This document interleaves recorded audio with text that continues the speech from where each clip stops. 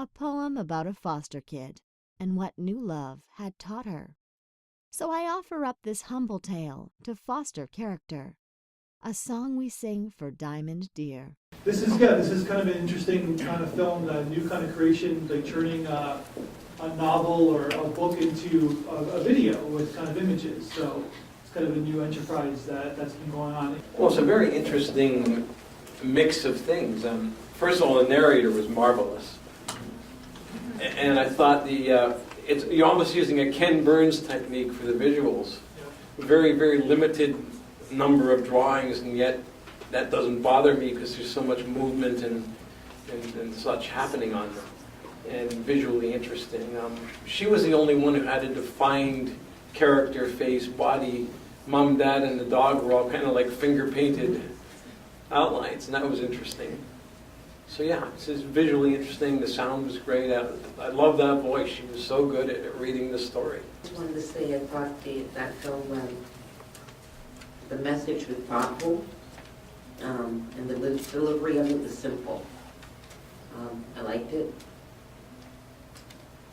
That's basically it. And, you got your point across. I mean, anybody could have watched it. A child could have watched it, got the message that was being delivered.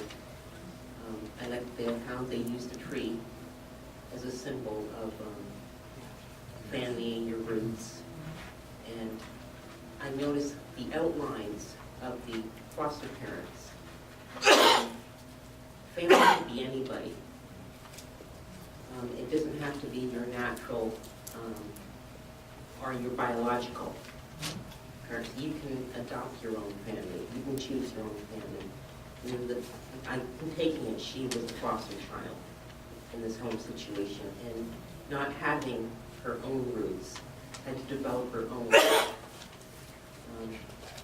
And hers were chosen, and the storm and everything that was going through, which was probably her life, was depicted with this, the tree and so forth. Anyhow, Well, you got it. So that's basically what's going on. Yeah, I guess for these animation films, like even from the Hollywood films to down to this one, you got to basically try to like grab two generations. You got to grab the kids. You also grab the adults as well. And it's got to be profound enough for, like obviously the theme of this film is about roots, about like your family will hold you together. You can power any storm. It's something that even as adults, it's good to hear sometimes. You know what I mean?